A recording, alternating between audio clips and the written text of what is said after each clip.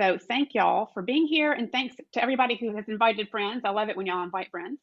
I'm going to share my screen, and so we can get moving on our virtual visit. Let's see. All right, let me try and get this set.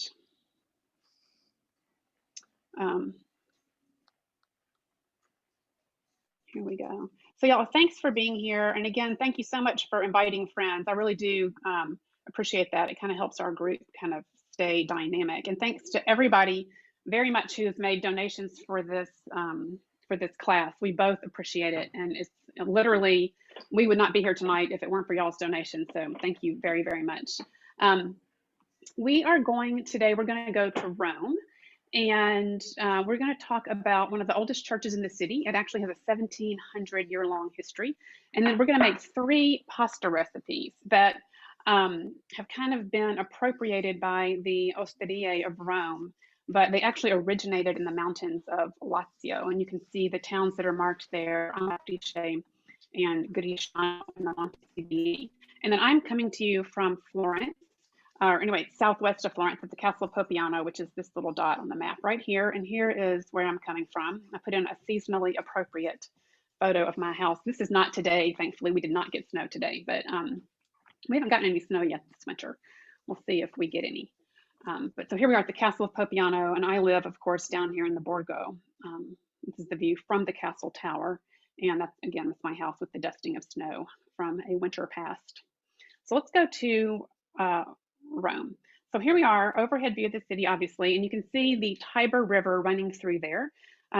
We call it Tiber in English. The Latin word is Tiber, and of course the Italians call it the Tevere.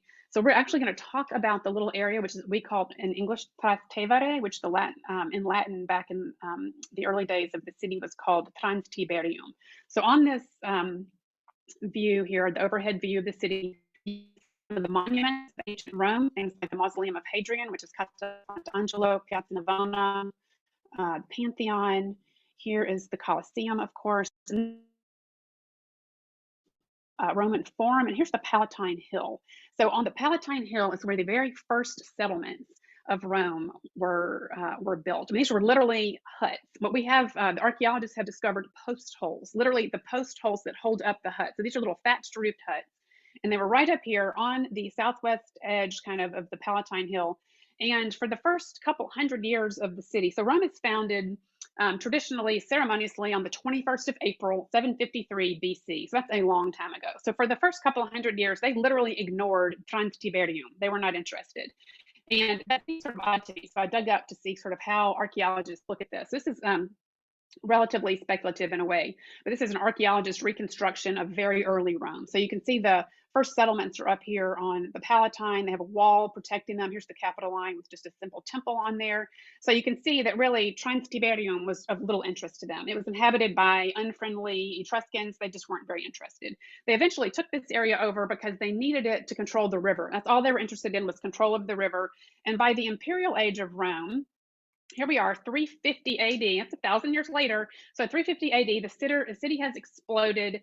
They have, in fact, taken over Transtiberium. They've taken over the entire known world, as a matter of fact. But in Transtiberium, it kind of remains suburban. You can see that there are no public buildings here. The public buildings are in yellow, and there aren't any here in Trastevere. So let's go back to the period of about 200 AD. This is during the imperial age of Rome, before these walls were built. So it's still kind of outside the walls, which, as you know, means very suburban and sort of unprotected in a sense. And so this is a lot of green space. Transtiberium, Trastevere, in that period was just a lot of green space. And what moved in here are things like gardens. Julius Caesar had his gardens here, the Orti Caesaris, right down here. And there were the single family homes of patrician families. And so right at that pink dot was a domus of this patrician family that probably looked something like that photograph you see on the right of the planted courtyard with the peristyle kind of loggia running all the way around. And then of course the rooms of the house fanned off of that. So there at the pink dot was the house of a patrician family that again looked probably somewhat similar to what you see there on the right. And a girl who belonged to that family, her name is Cecilia. She had converted to Christianity, and this is right in the period when some of the city, some of the residents of Rome are in fact converting to Christianity, but the pagan religion is in fact the religion of Rome. So it's not necessarily looked very fondly on by the emperors. Emperors don't want to lose control, and he's controlling the populace by keeping their pagan religion. So Valeriano, he is the would-be fiance of Cecilia. She decides to become a nun, and she's not going to get married. She ends up converting Valeriano and his brother Tiborzio. So these three kids, Cecilia, Valeriano, and Tiborzio, have all converted to Christianity. And they actually ended up being persecuted by the imperial forces, and they were martyred. So all three of these kids were killed on 22 November 229 AD. So they're killed for their faith. And Cecilia's house then becomes a place of worship. So this is not unusual. If you think about it, people who are practicing Christianity are they're not building big churches, they're not really advertising it because people are actually being persecuted. So the fact that kind of a proto-Catholic church happens as a worship space in a house is relatively common. And we have documents of these things. We actually have ancient documents from this imperial period that talk about the titulus Ceciliae. So these proto-Catholic churches and houses are called tituli, and there's one that is called titulus Ceciliae. So Cecilia in Italian is Cecilia. So they're talking about the place of worship that's located in Cecilia's house, and that persists as a place of worship. And several hundred years later, they decide to build a church on top of Cecilia's house. So in the year 820 AD, Pope Pascal I put in a church on top of the house of Cecilia. And he moved the body of the saint here at the same time. So he dedicates the church to Saint Cecilia, and he moves her body from the catacombs where she had been buried and kind of installs it here in the church so that it can be venerated by people who come and want to pray to Saint Cecilia. So this church has been renovated and embellished over these centuries by kind of a string of wealthy patrons, starting with the papal sponsor. There's a monastery attached to the church, and so women from wealthy families have gone into this monastery, and they sponsored maintenance work and embellishment. And then in the 1700s, there was a cardinal called Acquaviva, and he kind of took over this church. He and some of his family members are actually buried in here. So he made some improvements. I'm not so sure they were improvements. So you'll see what he had to do. So one thing he did, which actually is lovely, is this entry, kind of dramatic entry portal. And you can see his name up here on the top. He's kind of put his name in the cornice. So you enter through, this is done 1700, 1724, I think it was, kind of very Baroque, undulating cornice, broken pediment. You walk in and you find yourself here in this garden. And making your way towards the church, you start to feel like you're actually back in one of these ancient Roman homes. There's this portico with the 4 Roman columns, and you walk in the church, and this is what you get. So today, it may be a little incongruous on first glance. So you have to ignore all that kind of whipped cream, white and gold leaf everything. That's stuff that was put in by our friend Cardinal Acquaviva, including the drop ceiling. So let's head on back to the apse of this church. And here we go. You can actually get a feeling for what this church looked like.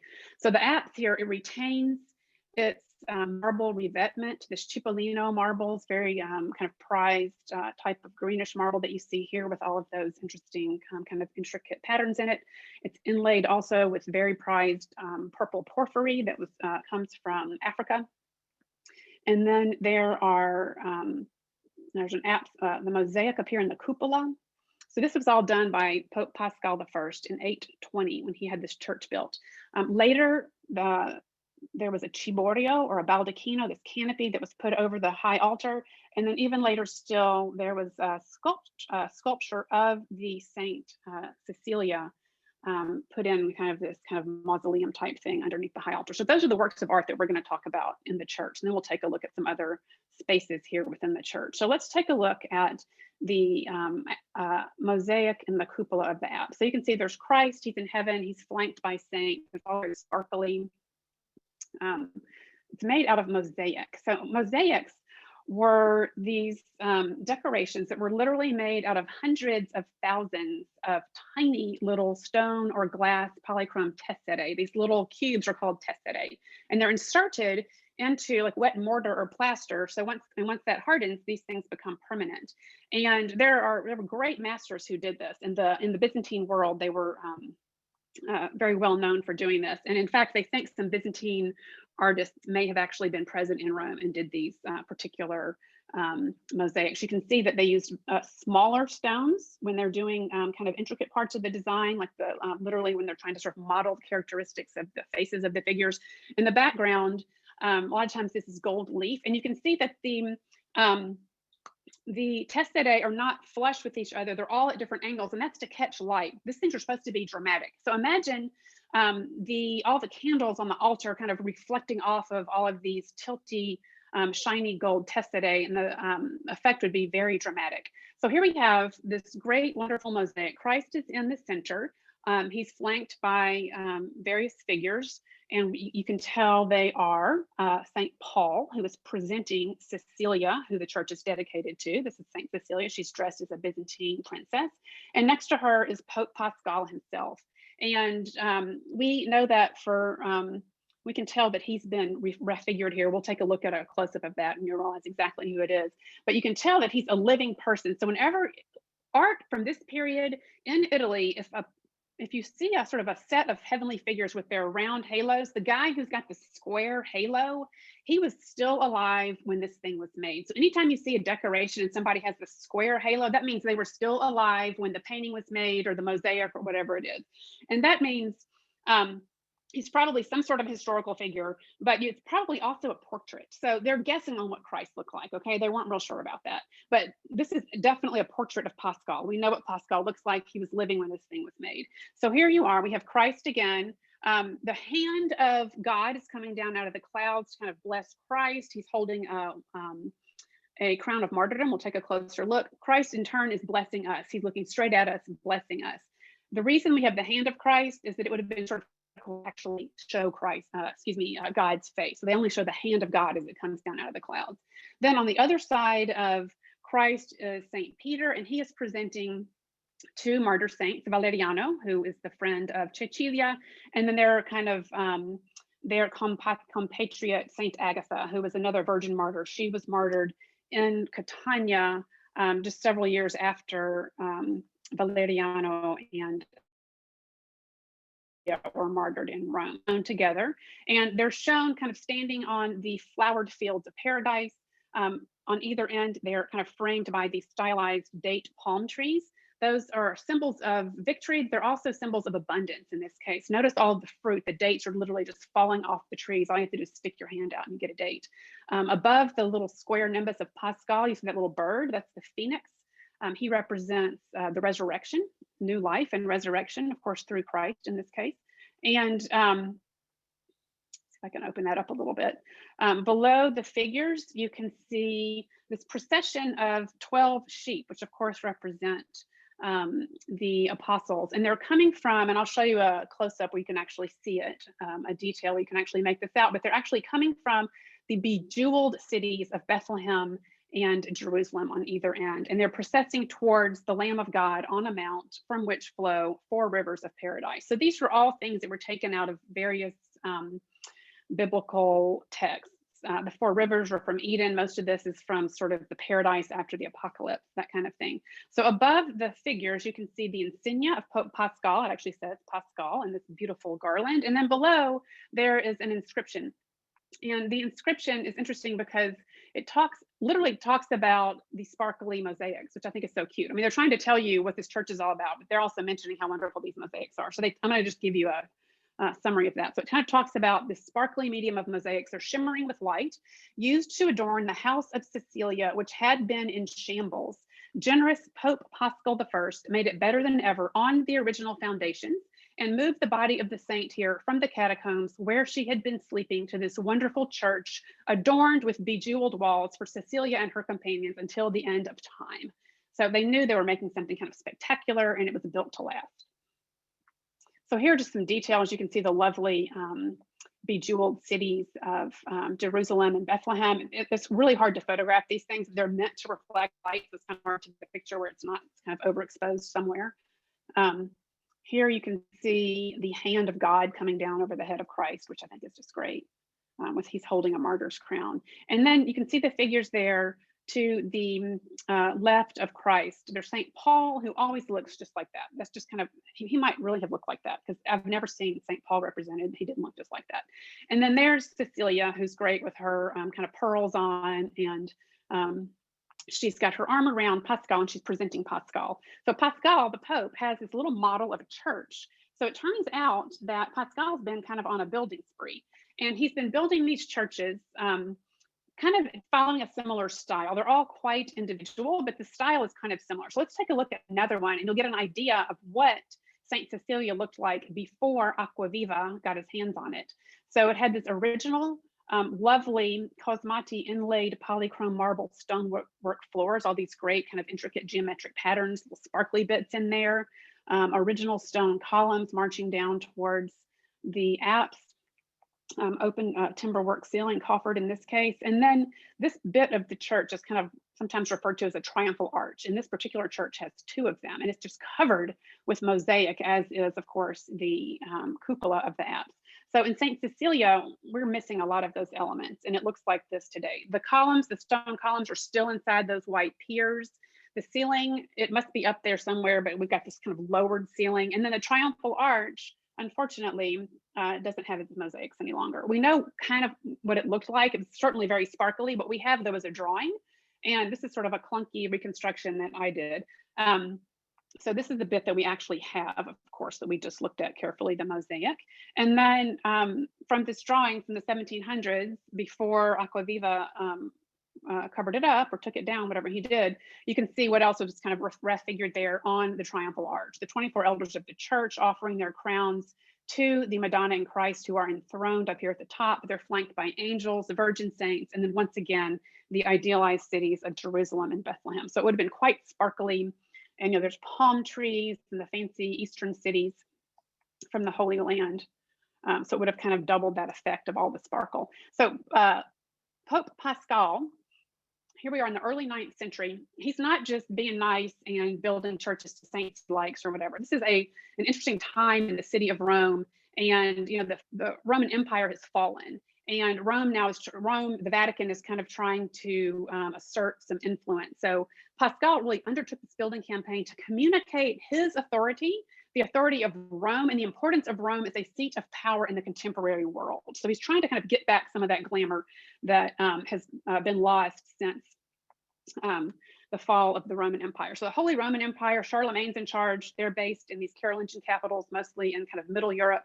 And then, of course, there's Byzantium, and they're huge. And so they, of course, had the seat of their empire in Constantinople. So let's take a look at how Pascal's colleagues are showing themselves in their mosaics. So this is the emperor, the Byzantine emperor. This is Leo VI the Wise. And he, of course, has depicted himself in a mosaic. This is in Hagia Sophia in Istanbul.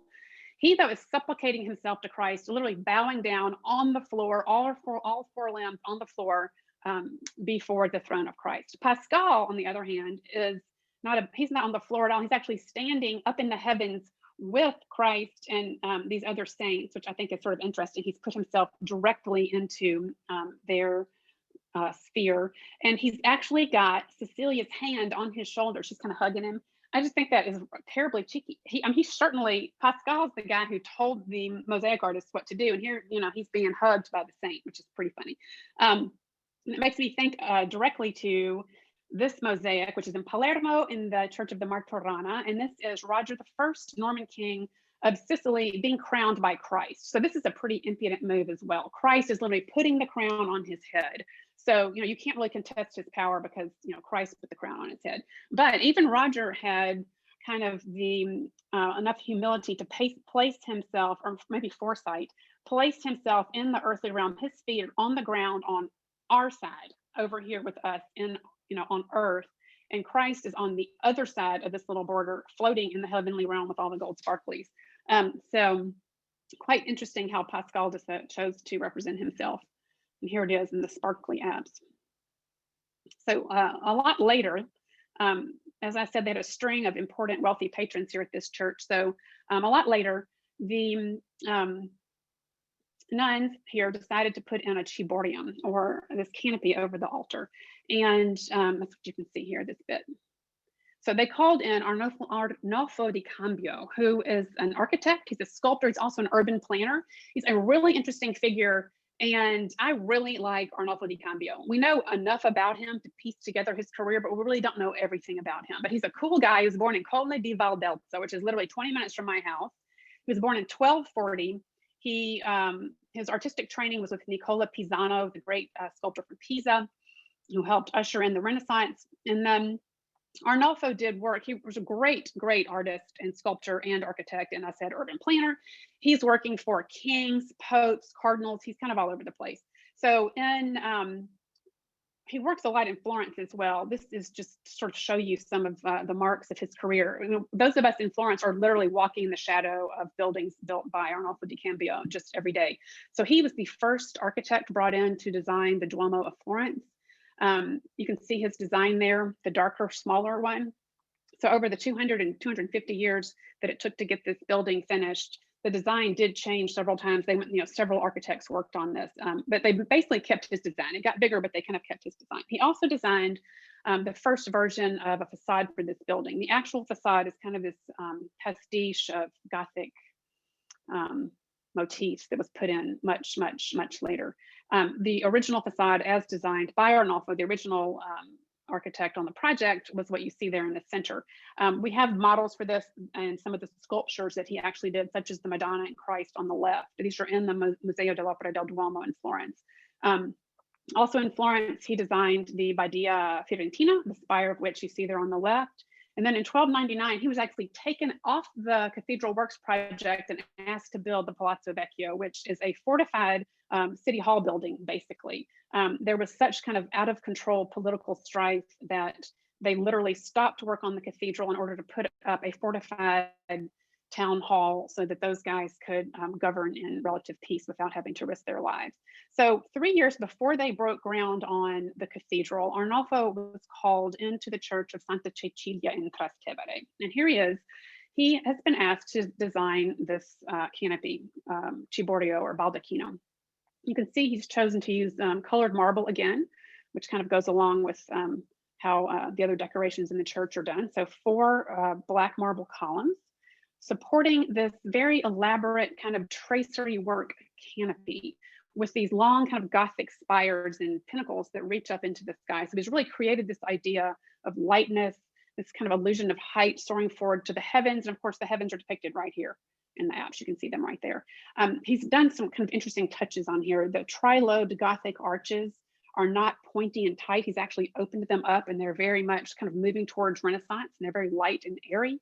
And then the sculpture that he did up in the spandrels and on the corners is really quite interesting. So you can also see some of the little details he used, like the tracery work, and he actually used some of that cosmatesque inlaid marble. He really liked that. It appears a lot in his sculptural works. I love the way he uses figures to really define space. He's made this guy feel kind of triangular. He's got his foot on a rock and his knee is like he's just leaning up there on the arch.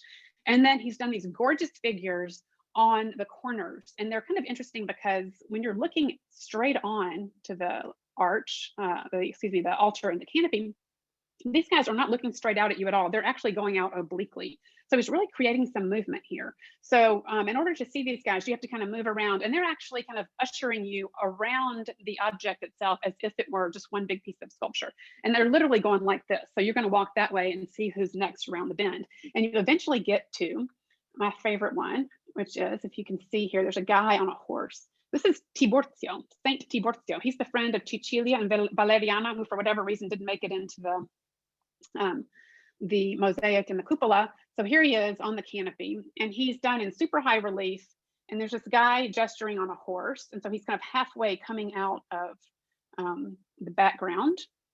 And we think that Arnolfo was likely influenced by the super famous, enormous equestrian monument to Marcus Aurelius. This was a piece of ancient Roman sculpture, cast bronze. We talked about this last time because it influenced Donatello as well. In the mid 1440s, if y'all remember, Donatello was in Padua working on the equestrian monument of Gattamelata. So he was influenced, as was Arnolfo, by these ancient Roman works that they saw. Both of them had spent some time down in Rome. So we definitely believe that Arnolfo had he was such an interesting artist. He would have sort of taken up everything that he could get his hands on from the Romans, and certainly would have known that monument. So here's a couple more views of that horse coming around the bend. That's so cute. And then here's another just view of that wonderful, it's very kind of delicate and airy, but also majestic and monumental canopy as it sits over the high altar. Just under the high altar and jumping forward another sort of 200 years, 300 years, here is a sculpture of Saint Cecilia. And they did some more renovation work in 1599. For some reason, no idea why, they decided to open up her casket and see what was in there. I don't know, they just wanted to take a peek, I don't know. But they open up the tomb of Saint Cecilia and they find Saint Cecilia dressed in this white shift, perfectly intact. And this is sort of considered to be a miracle, that all of these hundreds of years later, the body of the saint has not decomposed at all. And they call in a sculptor called Stefano Maderno to come in and do a sculpture of her exactly as she was found in the tomb. So that is apparent, that's what this is supposed to be. So Stefano Maderno is kind of relative, he became one of the main proponents of Baroque sculpture in Rome, but we don't know that much about him. He may or may not be related to Carlo Maderno, who designed the facade of St. Peter's. They're just not really sure. They think probably not. In any event, here's the Stefano Maderno. He was young at this point. This is one of his very youthful sculpture, excuse me. He became very well known, but this is literally one of his kind of most famous works, regardless of what else he did in his career. So here he has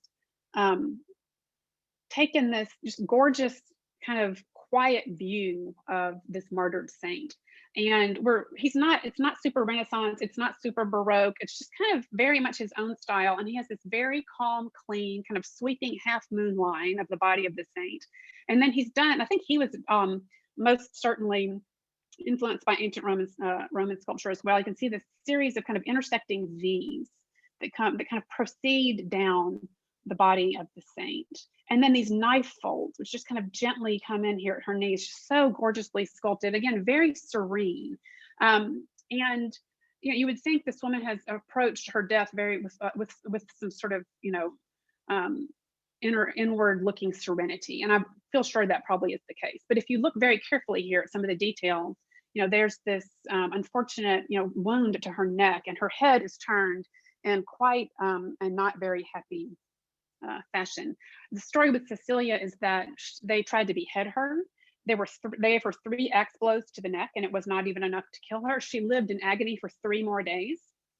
So this is all sort of legend, I believe. So we're getting toward the number 3, and if you look at her hands, she's actually laying there and she's showing you the number 3. So we're going up. We're kind of getting to the Trinity here. So that's what they're kind of getting across by kind of showing you some of these details. And then just the humanity really of this figure, the wrap around her head is so gorgeous. And there's just that little hint of her curly hair. Just really, really beautiful, intimate sculpture done in such a nice fashion, certainly not following, fashion and style at all, just kind of doing his own thing and made this gorgeous, gorgeous sculpture. So the remains of the saint are in the crypt underneath the church. And it has its original flooring. That's what the floor in the church itself would have looked like. The vaults have been repainted in the 1900s, or kind of a little bit on the gaudy side. The body of the saint is down here, and there's a small chapel for veneration, as you can see here. And then if you walk down another level, just go down some steps, you're literally 2,000 years ago in ancient Roman Trastevere, and you're inside this family house. So presumably this is Cecilia's family house. We do know that it was renovated a couple times. So it became an insula, as a matter of fact, which is more of a multi-family residence. But you can see here the spaces, the nice mosaic flooring. This is the kitchen, actually. You can see the burners up here, and then the lararium. So obviously Christianity was kind of getting hold, but people were still practicing pagan religion. And this is the lararium, where the lares are kept. They would have had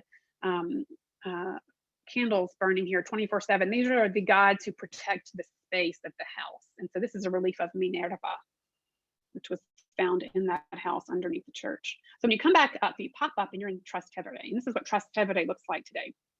Very quaint, attractive residential area.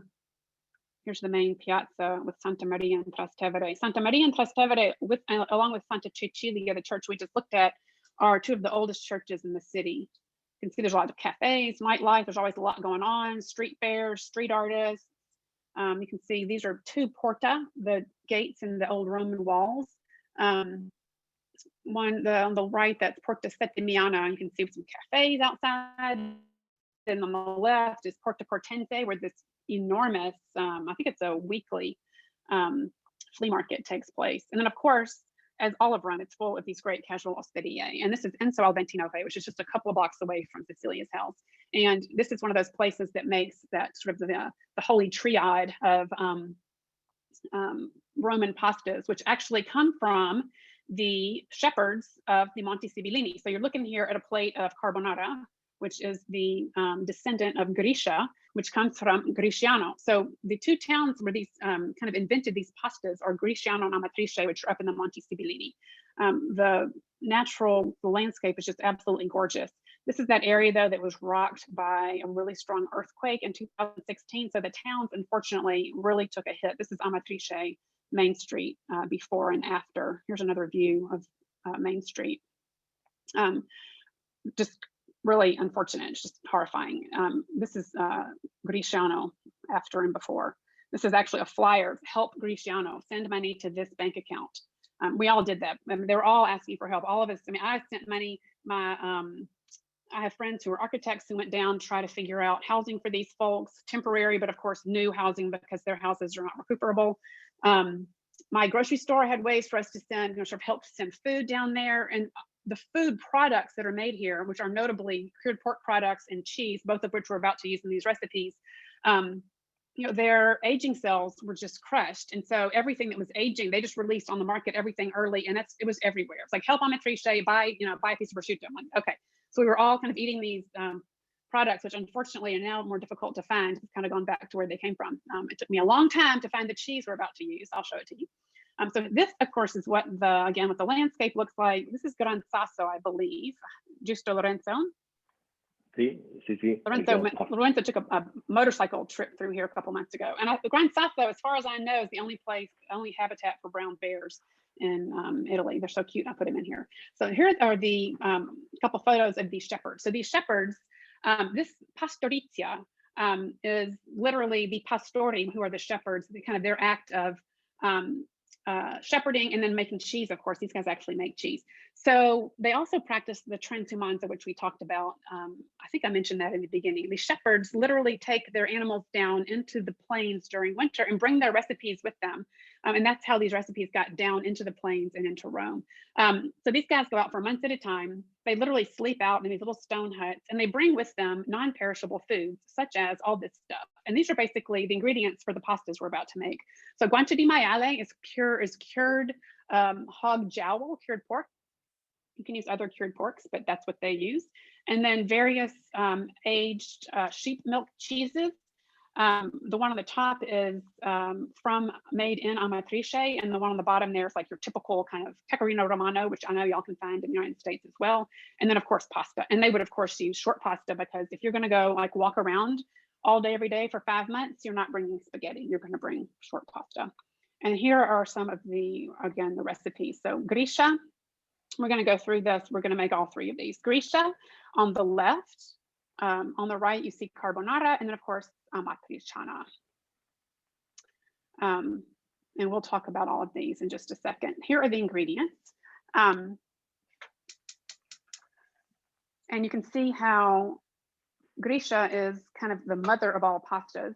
And if you add eggs to it, it becomes carbonara. If you add tomatoes to it, it becomes amatriciana. So we're going to make these. Lorenzo's actually going to make, I'm going to make, stop share, hang on. Here we go. Okay, so I'm going to make gricia, and I'm going to make amatriciana. And in between those two things, Lorenzo is going to make carbonara. All right, so I'm going to get going on the gricia, which starts off with the guanciale. So this is the cured hog jowl, which sort of is similar to an uncured bacon, an unsmoked bacon, cured but not smoked. But of course, a Roman chef or a shepherd from Lazio would say you have to use guanciale. But if it's not findable, then you can always use some other cured pork product. Let's see. So I'm going to just get that going. As I said, gricia is really kind of the mother of the pasta. It's super simple. And I'm going to use the, these are called mezze maniche, short sleeves. I'm going to use those.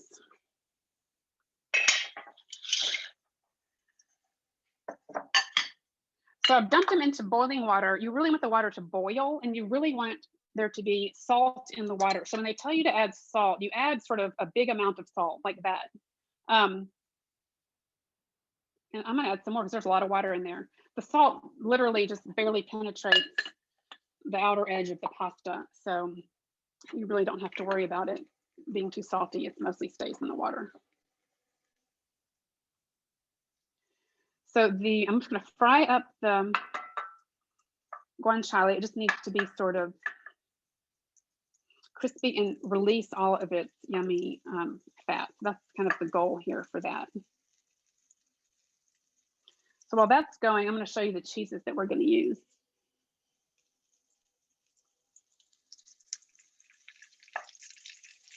So I literally, I live in the boondocks, and most Tuscans eat Tuscan cheese, and I wanted cheese from Lazio, which is really not that far away. But it took several phone calls and half a day to get it. And I got this form of cheese. It came in here, and it actually was that shape. It wasn't round. It was that kind of weird little oblong type shape. And I didn't eat all that. I gave a big chunk of it to Lorenzo so he can use it too. So this is a kind of semi-aged sheep's milk cheese. You can kind of see the texture of it there. And it's not super sharp, which is really interesting. And I am actually gonna blend it with some pecorino romano to kind of give it a little bit of bite here. So this is the typical kind of pecorino romano that y'all find that wants the black rind that you find in grocery stores all over the United States. Basically the same thing, super salty, super sharp. So I would not use 100% of this because I think it's just too sharp. But the cheese I have is a little bit kind of, I was telling Lorenzo, it doesn't have enough kind of grit to it. And so to give it some grit, I'm going to do kind of half the cheese from amatriciana and then half pecorino romano, which literally, they're both sheep's milk cheeses. And the Romano clearly refers to Rome. And the other one was made actually in amatriciana. So they're both from Lazio. They just were following slightly different processes with their sheep's milk. These are both super quick recipes. They kind of work off of the fat that leaches out of the pork and the starch in the water from boiling the pasta. And I'm going to use, again, a mix of cheeses and then a bunch of black pepper. And basically the seasoning of the black pepper is kind of what was on the outside edge here of the guancia di maiale when it was curing. So this is cured kind of like a piece of prosciutto, and it's got just a ton, you can just see how black it is, just a ton of black pepper all over the exterior. And that's kind of to help give it some flavor, but it's also, my butchers obviously have an aging cell that's a refrigerator, but back when you used a cave, you put a bunch of black pepper on here because it cut the bugs off. So that's why they use black pepper. But that's of course the flavoring in here today. And I'm going to use black pepper in both of these dishes. All right, so this is going to get confusing. I'm making gricia, and I'm also going to start the amatriciana, and then Lorenzo's going to take over. I'm waiting for the pasta to boil. So the pork for the gricia, can y'all see it? It's kind of taken on more of a brown color. I don't know if y'all can see it. Hang on. This is the pork for the gricia. Lorenzo, non si vede nulla. Aspetta. Can y'all see how it's kind of turned brown? Sì, Yeah. sì, vediamo. Okay. È difficile. Basically, it looks like cooked bacon. So once it gets to that point, I'm turning the heat off on this. And then the gricia one, so this is the gricia one. I'm just going to wait for the pasta to cook, and I'm going to add the pasta right into the pan with the little bits of pork and all of this yummy pork fat that leached out. Y'all might have noticed I added a swirl of olive oil. It's not all pork fat. And so I've got another pan. It's the exact same thing. Cooked pork. I'm now going to add tomatoes and black pepper. So that's going to be the amatriciana. So amatriciana is kind of the late comer here. I'm just going to put in some pepper. Tomatoes, of course, did not exist in Europe in the old world until after Columbus went to the Americas in 1492. And they weren't even used in cooking. This is going to be loud. Tomatoes were not used in cooking until, in Italy anyway, until about the 1800s in Naples. And this recipe for amatriciana was not recorded until 1927. So it's definitely the last arrival here. So I'm just switching up these were canned tomatoes, whole tomatoes that were just in juice. And I'm using a mix of tomatoes. I have some San Marzano tomatoes, and I have some Pizzutello tomatoes. They look like this. And I'm using two different ones just to kind of give it some variety. Pizzutello, San Marzano.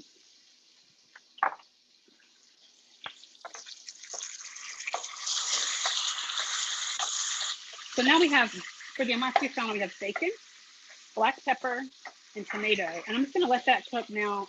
You can hear it kind of splattered all over the place. I'm going to turn it down and just let the tomatoes cook and reduce a little bit. And now I'm going to go ahead and plate up the gricia. So the gricia, I'm going to turn the heat back on low. We've got some cooked, the cooked pork. I'm going to take the pasta out. Yeah, it's done. So I'm taking the pasta out directly from the water into the pan without putting it in a colander. And I'm doing that on purpose because that means some of the water is actually making it into my sauce. And it's got great. Elaine, scusa, hai detto San Marzano e? Pizzutello. Pizzutello. Pizzutello. Okay. I write in the chat box the name of the tomatoes if you want. Grazie, Lorenzo. So like I said, I'm taking the pasta out of the water here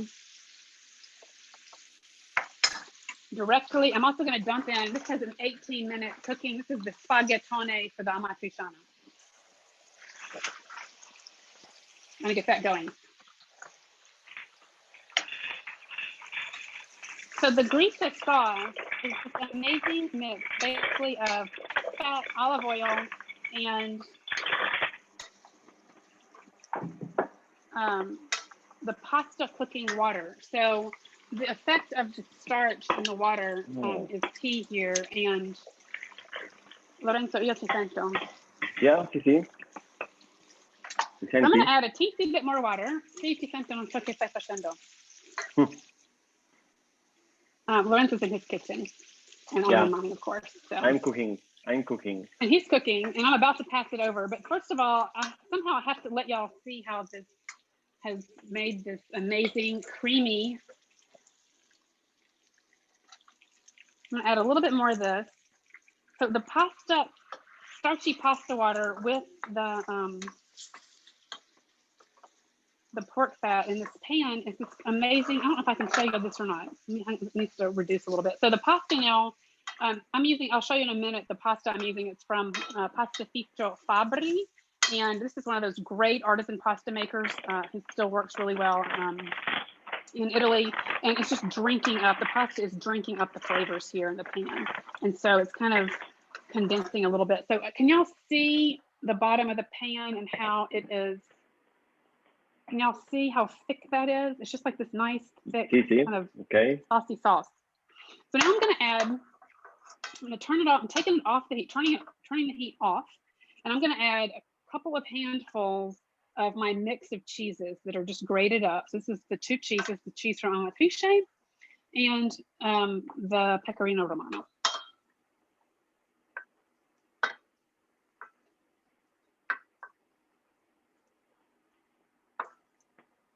And I'm adding quite a bit. So it's kind of, this is one of those 3 ingredient pastas. So you really want the ingredients to be present. Super good quality, obviously, if you're going to only have 3 ingredients. And then they need to also be present. So there you go, done. I'm going to put this in a bowl.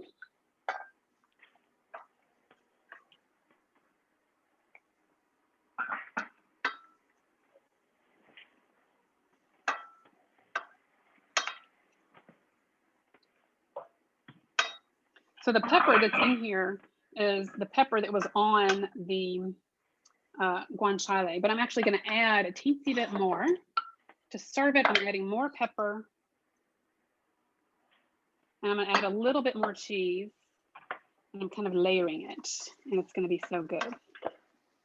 It's never enough guanciale. It's never enough guanciale. Okay, so there you are. Pasta alla gricia. It's so good. All right, so I'm going to pass the baton to Lorenzo, and Lorenzo is going to make carbonara for you guys. And I'm going to tell you also, I have an idea for a vegetarian carbonara. Lorenzo, come faccio? Questo qui. I take the video. Okay. Okay, good. Done. Okay, good. Okay. Here I am. So I want to show you some different pasta that Elaine made, the same origin, but when you make gricia, if you want to make another kind of pasta, you can use egg. And eggs make gricia in carbonara. So you have gricia with tomatoes, it's amatriciana. You have gricia with eggs, are carbonara. It's carbonara. So we have pasta cooking. We take, normally we have, normally I don't use oil with guanciale because guanciale is so fat. So I had a teensy bit of it just helps it get I prefer to don't use the olive oil, but it depends of the kind of recipe. In gricia I use a little bit of oil. In carbonara I don't use because we have the yolk of the egg. So right, the egg yolk is so fatty, so he's gonna not use the olive oil. It's very important. It's very important to cut a very big slice of guanciale, and when you have the slice of guanciale, you have to cut in this kind of slice. You see? Because big, when you thick, long, fatty slices, it's very big, long, and fat. Because when you cook this, you have something like this. All right, so that's what I've just done now twice. Okay, so the 3 recipes that we're making all start just like that. Yeah. And how many eggs? This is very important. I use only 1 egg for, we say 1 egg for the pot. Then I use only the yolk of 1 egg for 100 grams of pasta. So wait, devi ripetere questo. So quanti persone, Lorenzo? For example, if, today I make for me and my son, so we are only 2, and I make 300 grams of pasta because we have very big one. All right, so I'm making 160 grams of pasta for 2, but Lorenzo's making 300 grams. Okay? 300 grams for 2. So anyway, I'm littler, he's bigger, fine. So he's using 300 grams of pasta. That could even be for 3 people. It could even be for 4 people if it was me. So he's using for 300 grams of pasta. He's using. I use one egg. 1 full egg. 1 full egg for the pot. 1 whole egg and 2 yolks. 1 for the pot and 3 yolk. 3 egg yolks, 1 whole egg. I'm going to write this down and send it to you tomorrow. Not to worry.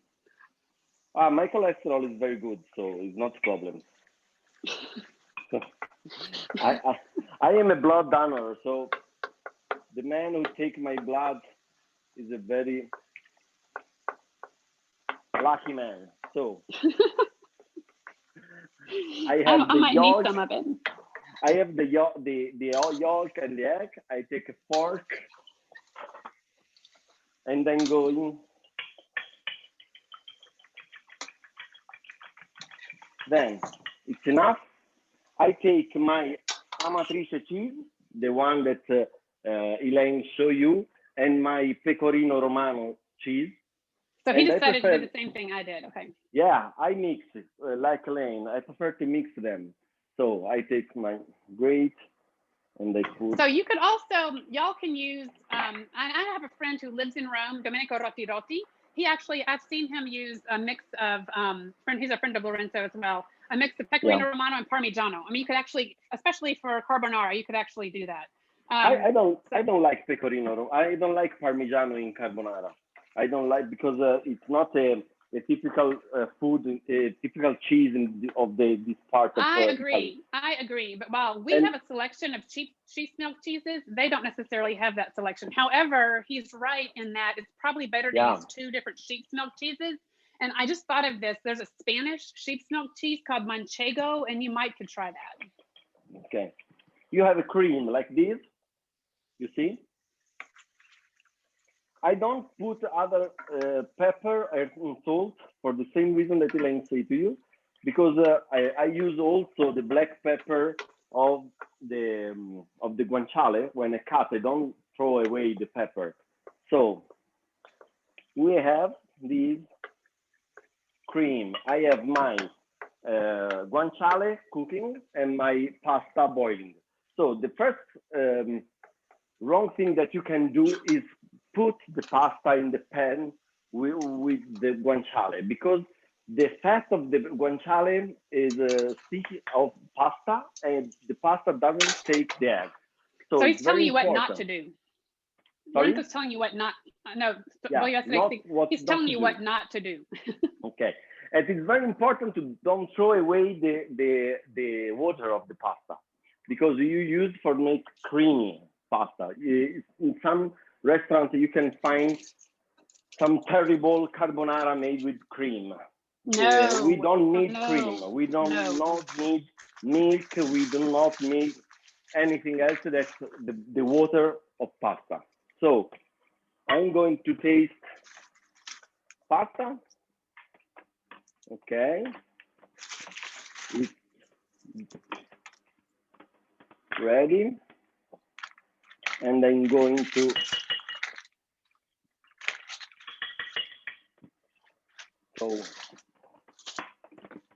okay, we need another minute. So Elaine, if you want to go on. Io volevo dire, I'm trying to get my fire to come back. I volevo show you dire, your video. Allora, no, volevo dire solo che. Okay, grazie. No, io volevo, so I just wanted to say, I was thinking about vegetarian versions of these. The gricia, you would, I think, have a little bit, the gricia and the amatriciana would be a little difficult. The gricia for sure, because there's only 2 ingredients and one of them is pork. The amatriciana you could just do without pork. It's still super flavorful with a little bit of tomato cooked in olive oil, and then the cheeses, the black pepper, very good flavors. And then though you can do a great vegetarian style of carbonara. And this is a recipe, I'll send it to y'all tomorrow. And I learned this recipe in Sicily in a tiny little town called Caltabellota. And it's one of those things where it's way up on top of a hill and it takes sort of half a day to get there. And I ate this pasta for dinner one night. And I was like, that was so good. I have to go back up on top of that hill to find out what they did. And I just couldn't believe it when he told me. And basically it's that egg yolk step. So this is one made with zucchini, and I'll send it to you tomorrow. Basically, you cook some zucchini and garlic down. I throw in a lot of mint and basil or whatever vegetables I have in the garden. It's more of a summery version, obviously. And then you toss that all together with super hot pasta and a couple of egg yolks. And it's very much a style of carbonara. And then in that instance, because it's Sicily, they use ricotta salata, which is another type of sheep's milk cheese. So it's very similar in idea. And the whole key here is that egg yolk creates this coating on the outside of your pasta, which is what Lorenzo was talking about before. It's an interesting, quick kind of emulsion, kind of the hot pasta cooks that egg yolk really fast. So you work really fast with hot ingredients and you get this wonderful, silky smooth, great pasta. So that is a great way to substitute. I can suggest also if you want to try with artichoke. Oh, bueno. Because one of my favorite vegetarian food is artichoke. I love artichoke. And one kind of artichoke that I make is artichoke with the egg yolks and lemon juice. And I love it. Oh, okay, I'm coming, Elaine. I'm right. So artichoke, if you use the heart of the artichoke, it's very interesting. Also, the texture of the artichoke. They are crunchy, but they are very sweet, and the bitter part.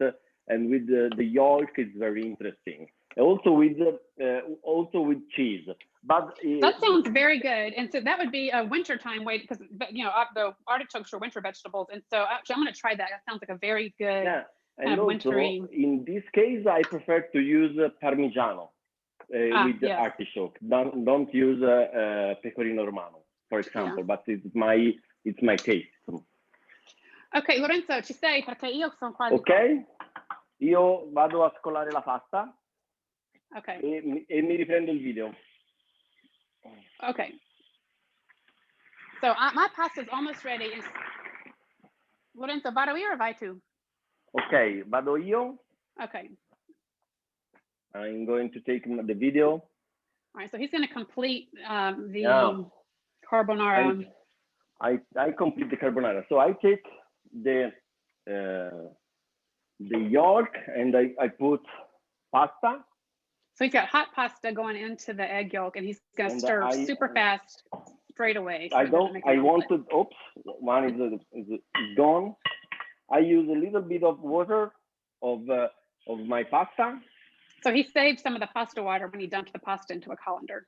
So I have pasta, then I make the cream. So the pasta is literally absorbing liquid. That's why we keep adding the water to it. And then I use, if you don't like all the fat of the guanciale, you have only to take. This is the first time I've seen Lorenzo take the fat out of something ever. Yeah. Only because I am online. Because we're watching. If we weren't watching, he'd eat it all. Someone watch me. So if someone doesn't watch me, I don't take away. So. And so I show you this is carbonara. My personal carbonara. Yum, it looks excellent.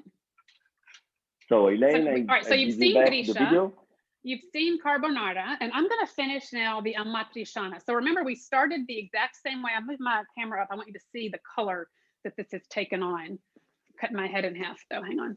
So, all right, so I have got pasta that's boiling. I've got these tomatoes that have been cooking in the pork fat. Can y'all see the color? It's just, it's already kind of turned sort of like orangey, sort of. Can y'all see that? Yes. Great smell. This is not, you do not want too much tomato here at all. That's kind of a key, is not to make it be just doused in tomatoes. So now I'm going to do the same thing and just add pasta to the sauce. Okay, honey.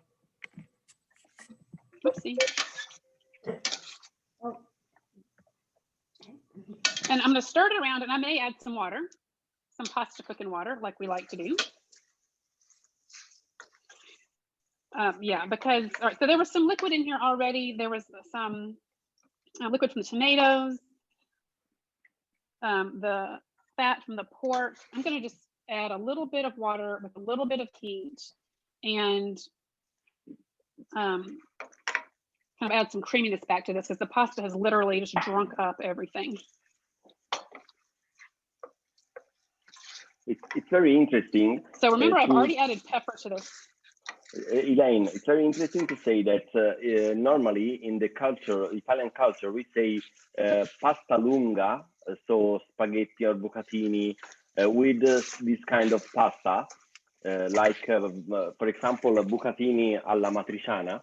But if you go in Amatrice, where I going with my motorbike last June, yeah, cheese in Amatriciana. I'm adding cheese. And I'm adding cheese to my Amatriciana. And you find a lot of parts that they usually make gricia and carbonara with short pasta, like mezze maniche and rigatoni, and the long pasta like your with amatriciana. It's very interesting. Oh, see. That makes me think though that the old shepherds who were doing this back in, for centuries, they were carrying their short pasta with them. And then amatriciana, this is a newfangled recipe. Again, this was not written down until 1927, which in the history of, we just talked about a church that was founded in 220 AD. So this thing wasn't written until 1927. How many years is that? Anyway, we can use long pasta on the amatriciana because it's sort of the new kid on the block. So I'm done. I'm going to add in a little bit more cheese. The cheese really even makes it kind of turn pink and orange again, because it's really, oh my gosh, this looks so good. I'm going to show y'all how this is here. Hang on, I have to get rid of a. So this has this kind of light, really kind of an orange color because of all the cheese that's added in here with the tomato and all that great pork. And oh my gosh, this looks so heavenly. This is the kind of thing, I don't really eat this kind of thing every day, but I'm very happy that tonight I get to have this for supper. And so you would serve this, again, you could put a little bit more cheese on top just for fun, but there's enough cheese in here, it probably doesn't need it. But so there you go, amatriciana. Yum. So we have a lot of questions, and I'm going to. The first of all is that the same as lardons? I think lardons is lardo. I don't know. Lardons is they use it like on you see it on for French salads and stuff. And yes, in fact, I think it is the same thing. But no, you know what? Lardon, we need to look that up. It may be pancetta, which is of course pig belly, pork belly. Which again,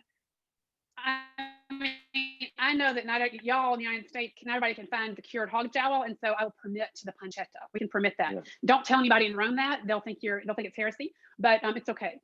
Yes, it is a different flavor, but it's not that different. That's all right. You can do it. It's not the same, but it's okay. So another question: is there a good Italian recipe that uses up the egg white left over from carbonara? I think meringue. Meringue, yeah. Yes. I usually make a pavlova. That's not an Italian recipe, but it's really good. No, also meringue. Jenny asked, did you turn the heat off before adding the cheese? I think in... Yes. Okay. Yes, I turned the heat off before adding the cheese, and I sometimes will add the cheese in a whole separate bowl. For example, so Lorenzo used a whole separate bowl because he didn't want those eggs to get too hot. And if you're making, for example, cacio e pepe, which is in fact another sort of up in there with gricia, maybe the father of the pastas, and gricia as the mother of the pastas, you definitely want to add that off the heat in a whole nother bowl even. Because I had enough kind of interfering factors here, the fat and the water and whatnot. Although if y'all realize I was using water from here, which is a little bit cooler, so I wasn't adding heat back. You basically need to keep the cheese under 65 degrees centigrade, otherwise it will seize. So you don't want the cheese to seize. So I had mitigating factors, and so I went ahead and did it in the pan. I had turned the heat off, and again, used some relatively cool cooking water and not boiling cooking water. Yeah, also, Terry asked, how many grams of cheese per egg yolk? I think I make carbonara, so I don't know because I'm going. I put some cheese, a lot of cheese. It depends of your taste. It depends. I think I have recipes written. It does depend on your taste. I have recipes written down. I'm going to send them to you tomorrow, and I've actually kind of combed all of the gricia, amatriciana, and carbonara recipes of the chefs who I like down in Rome, and some of the food bloggers that I like to follow in Italy, and they're really all different. But you basically use a lot of pork and a lot of cheese. So Yeah. some of them are over the top. I'm like, I did not want to use an equal amount of cheese into pasta. That was a bit more, even half. I used a little bit less than that. So I'll send you exact some ideas anyway for exact measurements tomorrow. And then if it seems like too much, you can use less. And if you want more, you can always throw more in. For 5 people, I use normally 160 grams of cheese, for example. That's quite reasonable. That's very reasonable. And then Sonny asked, what is the utensil inside the pot? I show you. It's very. I don't know if you. I take the Lorenzo video. has all the professional cooking. Okay, I show you. This is only. Okay, and so that's one of those ones you have 4 of those in a pot or something. And I see Michelle Fondas says, who's my friend from the National Gallery, hey Michelle, that she can usually find guanciale in Italian grocery stores. That's very good to know. I did not know that. So y'all might want to check your Italian grocery store before substituting with something else. You may be able to find it online too. I haven't looked. I'll take a look before I send out the mailer tomorrow with the recipes. I'll look and see if I can find a source for guanciale. Okay, we have a hand up of Sienna. If Sienna wants to take on the audio. Sienna, you have your hand up. You can take your microphone off and ask a question if you like.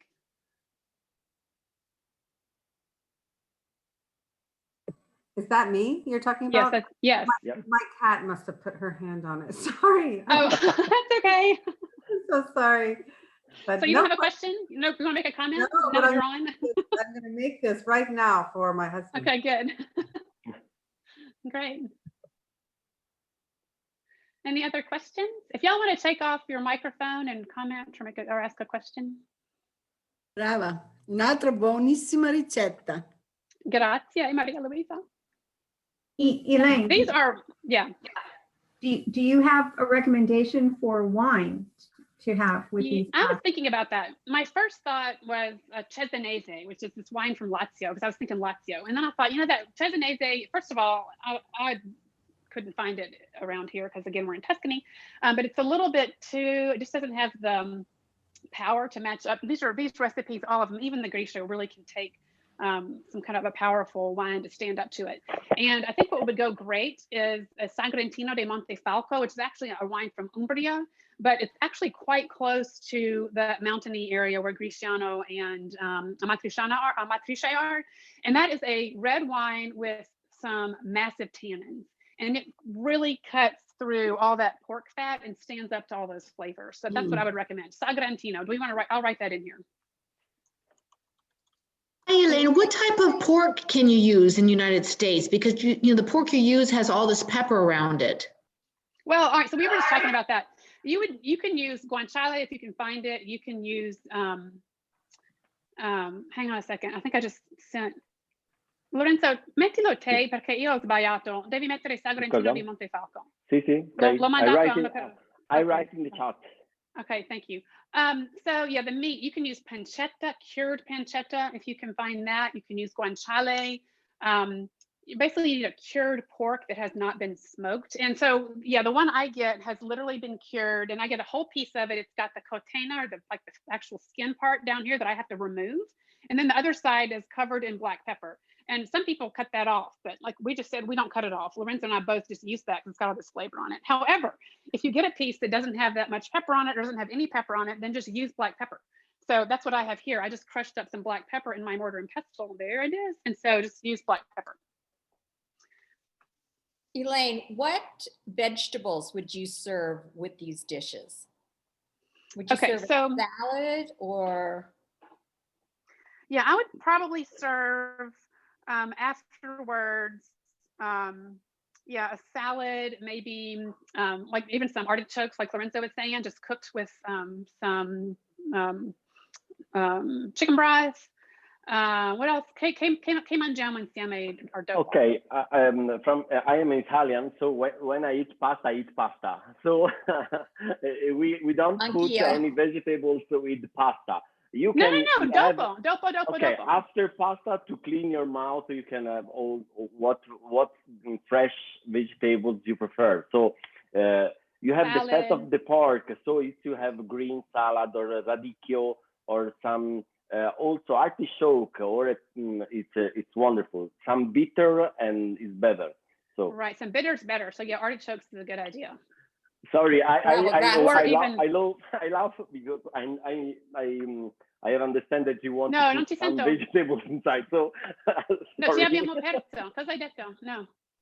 Okay, I understand that she asked what kind of vegetables you put inside of the with pasta. No, right. He misunderstood. He misunderstood. Okay. It's after. No, okay. No. She asked after, like for second course. Right now, my granny gave me a knock in my head.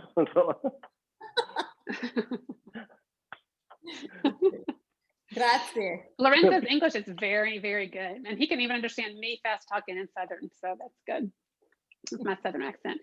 Any other questions? Anybody? Is there any particular name for a sheep's milk cheese that we find in the U.S.? Manchego. Well, first of all, they're all besides pecorino. Manchego. And so you can look for a pecorino, and you can look for just, I don't know what they would call them. No, I mean, any Italian sheep's milk cheese is called pecorino, and then you look to see where it was made. So if it's the pecorino Toscano, you know it's going to be one of those. If it's a pecorino from Lazio, you know it'll be one of those.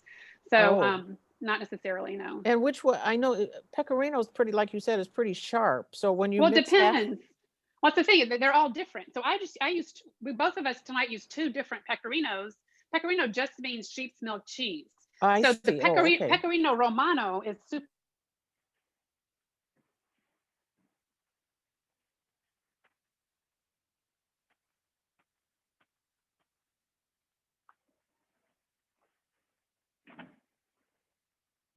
Right.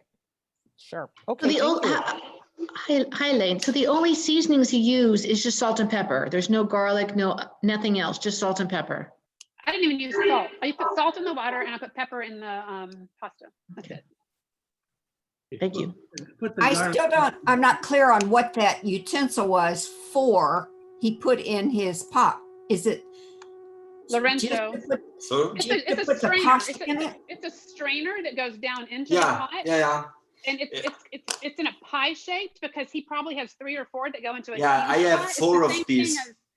Some of the companies at home who make cookware will sell a pasta pot with an insert that's a strainer. That's exactly what that is. Yeah. It's just a different version of that. So it looks like a pie shape. That's why it has that funny shape. I have 4 because if I've made 4 kind of pasta, different kind of pasta when I work, so I can use or different time.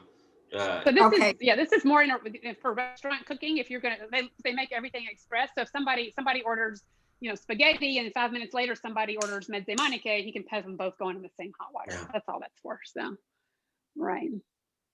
All right. If there aren't, I'm reading the chat. Somebody has a question about Calabrian shepherd near Barberino Valdelsa.